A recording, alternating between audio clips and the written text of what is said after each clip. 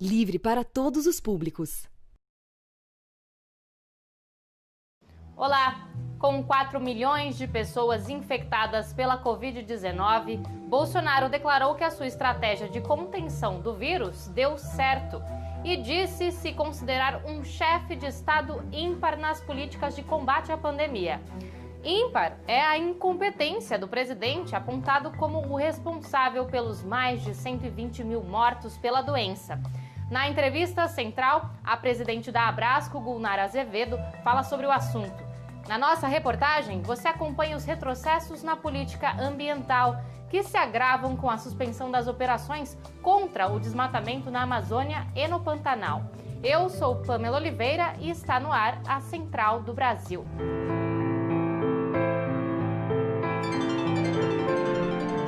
Central do Brasil.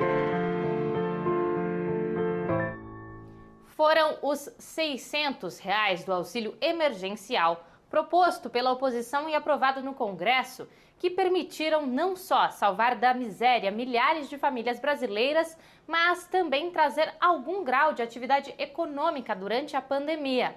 O cientista político André Singer comenta quais podem ser os efeitos da posição de Bolsonaro, que quer reduzir o benefício pela metade.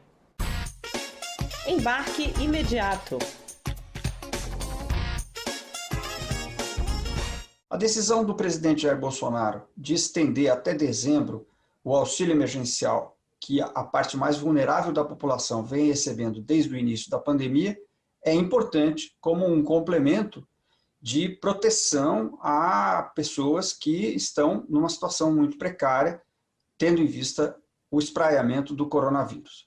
No entanto, ele simultaneamente cortou pela metade o valor que estava sendo recebido por essas pessoas. Então, nestes últimos meses do ano de 2020, a população que vinha recebendo R$ 600 passará a receber R$ 300, o que é metade do que recebia antes. Nós não sabemos, nesse momento, o quão grave isso pode ser, uma vez que o desemprego vem crescendo, os sinais de que houve um impacto forte sobre as atividades econômicas se avolumam, e, portanto, é possível que este corte represente uma perda significativa, até mesmo em termos de compra de alimentos, para determinados segmentos dos que vinham recebendo, que é um número expressivo, cerca de 65 milhões de brasileiros. O bloqueio de 60 milhões de reais no orçamento do Ministério do Meio Ambiente, que seria repassado a órgãos de preservação ambiental, pode trazer novos riscos à floresta amazônica.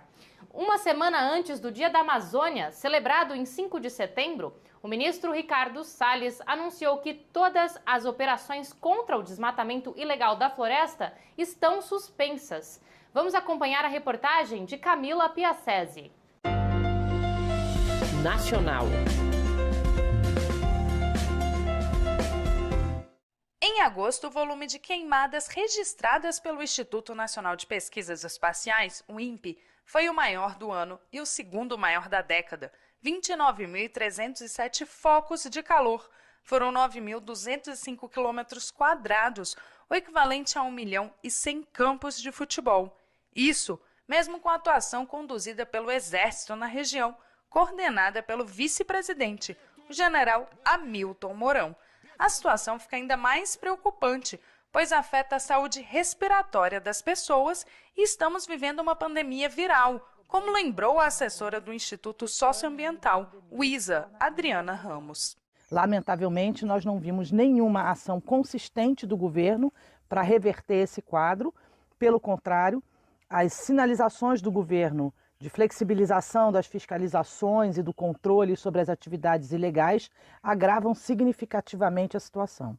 Outro problema que se agrava no ano de 2020 é o garimpo ilegal e a exploração dos madeireiros, principalmente em terras de conservação ambiental indígenas, conforme explicou o porta-voz da campanha Amazônia do Greenpeace, Rômulo Batista. Isso é uma demonstração que o governo não tem um plano de combate ao desmatamento, não tem um plano de combate às ilegalidades que ocorrem na floresta.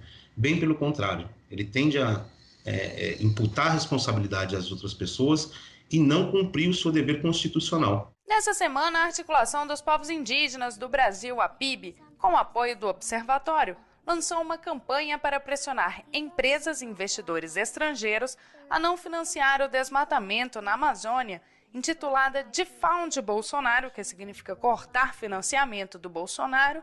A iniciativa culpa o governo pela situação e pede que o dinheiro destinado à Amazônia seja cortado. A dica de cultura de hoje é de humor. Quem traz a sugestão é o cartunista Santiago, direto do Rio Grande do Sul. Parada cultural. O Brasil, de fato, está lançando um suplemento de humor muito divertido e que vocês não podem perder, que se chama Me Queen. É a revista Me Queen, feita por um grupo de cartunistas gaúchos e com muita crítica, muito deboche, muita gozação, muita brincadeira em torno desse governo surrealista que tomou conta do Brasil. Acho que é uma boa dica de leitura. Com o auxílio emergencial sendo cortado pela metade e o desemprego em alta, as ações de solidariedade dos movimentos populares continuam sendo a saída para a população mais pobre. Vamos conhecer algumas ações no giro que vai de ponta a ponta do Brasil com Afonso Bezerra. Trilhos do Brasil. O nome do projeto é Cesta Consciente. A campanha organizada pela Fundação Luterana Diaconia entre os estados do Rio Grande do Sul e Paraná consiste em doar cestas com alimentos produzidos pela agricultura familiar. Quem recebe as doações são famílias de trabalhadores da reciclagem, população indígena e moradores das periferias dos centros urbanos. Desde julho, 925 famílias já foram beneficiadas com cestas de alimentos e itens de higiene.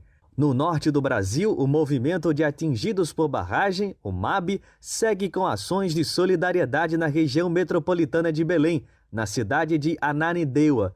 Foram entregues kits de higiene para famílias pobres da região, além de mudas de plantas regionais, como parte da campanha Plantando Vidas, um dos preparativos para as atividades do Dia da Amazônia.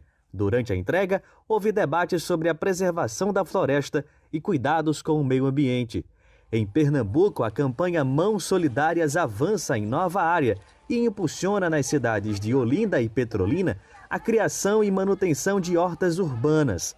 A campanha busca incentivar o cultivo de alimentos saudáveis e plantas medicinais, como forma de fortalecer a saúde da população durante a pandemia. Um dos parceiros é o Centro de Desenvolvimento Agroecológico Sabiá, com apoio técnico na manutenção das hortas.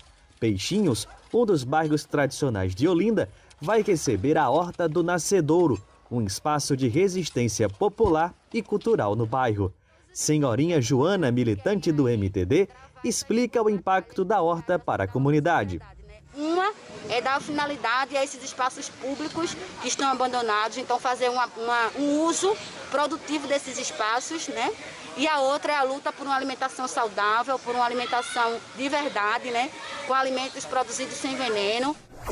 Com a omissão do governo federal, a falta de coordenação nacional das ações de combate ao coronavírus é uma das razões das mais de 124 mil mortes e 4 milhões de pessoas infectadas em 6 meses de pandemia. Essa é a opinião da médica e presidenta da Associação Brasileira de Saúde Coletiva, Gulnara Azevedo, que conversou com Jonatas Campos na Entrevista Central. Entrevista Central. Hoje, nossa entrevista central conversa com a doutora Gulnara Azevedo Silva. Ela é médica, professora da UERJ, com doutorado em saúde preventiva e também é presidenta da Abrasco, Associação Brasileira de Saúde Coletiva. Doutora, agradecemos sua participação. A falta de coordenação do governo federal no combate à pandemia do coronavírus é, em grande medida, um fator que levou a essa quantidade de mortes e contágios no Brasil. Eu gostaria de saber da senhora, era possível fazer mais, tanto quanto ao governo federal quanto aos estados brasileiros? Com certeza. E isso a gente tem colocado como o pior problema no enfrentamento da pandemia de Covid-19 é a falta de um planejamento integrado federal, estados e municípios. Isso tem levado a uma desorganização, uma falta de resolutividade dos nossos serviços de saúde, das nossas ações, e isso talvez seja realmente, junto com o subfinanciamento do SUS, os maiores problemas no enfrentamento dessa pandemia. Poderíamos, sim, ter evitado muitos óbitos. Doutora, e a pressão pela reabertura, ela vem de todos os setores da economia, nesse momento em que a taxa de mortes e contágios não diminui acentuadamente. A senhora acha que os estados brasileiros, a gente sabe que o governo federal é favorável à reabertura total, mas você acha que os estados brasileiros podem, de alguma forma, contrariar essa norma do governo federal e manter o isolamento social como forma de evitar mais contágios e mortes? Olha, nós temos tido boas experiências e alguns municípios têm lidado melhor com a situação. Isso é verdade. Alguns estados têm reagido a essa situação de uma forma melhor, um pouco mais organizada, entendendo, acompanhando o que são nossos dados. Se a curva está subindo, se o número de casos de pessoas contaminadas está aumentando, e estão se baseando nisso. Isso é muito importante colocar.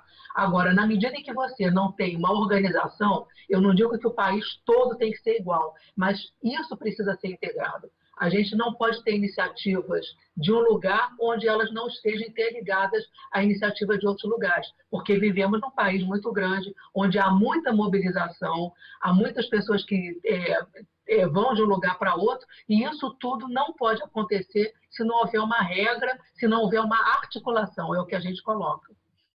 Professora, e sindicatos patronais de escolas privadas andam fazendo protestos nos estados brasileiros pela reabertura. E eu faço uma pergunta bem básica para a senhora. É possível reabrir todas as escolas no Brasil sem o risco de um contágio coletivo? Não, com certeza não. Nesse momento a gente não tem nenhuma segurança de que isso não vai ser tranquilo, entendeu? Isso com certeza vai aumentar o risco, as crianças vão transmitir, os funcionários, os professores vão se contaminar. Não estamos num quadro que permita isso. A gente tem que fazer isso com muita organização, com várias medidas, né, de garantia de não transmissão, e isso a gente não tem pronto ainda. É muito necessário que a população entenda isso. O que as experiências de outros países têm mostrado isso. O fato de abrir sem controle e abrir de qualquer jeito, a gente está fazendo com que novos surtos da epidemia voltem a ocorrer. Professora Abraço, da Associação Brasileira de Saúde Coletiva, estuda a fundo a saúde pública brasileira. E o projeto de lei das diretrizes orçamentárias do governo federal para 2021 reduz em 35 bilhões as verbas para o SUS. O que isso significa para a saúde coletiva? Bom, isso é muito grave, isso é gravíssimo, significa que justamente agora, mais do que tudo, a gente precisa de um suporte, de um apoio maior, porque não só a pandemia trouxe para a gente um quadro de saúde mais grave, uma crise mais grave, uma demanda maior, como também vai trazer para a gente o que ficou de efeito colateral dessa epidemia. Outras doenças ficaram sem serem assistidas, as pessoas não puderam procurar, tiveram que adiar cirurgias, alguns quadros, né, de doenças crônicas e outros problemas de saúde pioraram nesse sentido, então nós vamos ter uma necessidade, inclusive, maior, e isso é muito grave. Não só manter o congelamento, né, do teto de gastos, que foi o que está acontecendo com a EC 95 por 20 anos, congelando o que seria o financiamento da saúde, e não disponibilizando mais recursos, é muito grave. Por isso que nós, na Brasco, a gente apoia totalmente a medida que o Conselho Nacional de Saúde fez, uma petição pública para garantir 168 bi para o orçamento, né, da saúde no ano que vem. A Central do Brasil está terminando e eu faço um convite especial para você. Na segunda-feira, dia 7 de setembro, está sendo convocado o Grito dos Excluídos. Com ações por todo o país, o Grito une as pastorais sociais e os movimentos populares sob um lema: vida em primeiro lugar, basta de miséria, preconceito e repressão. Queremos trabalho, terra, teto e participação. Fique ligado e participe. Um ótimo final de semana.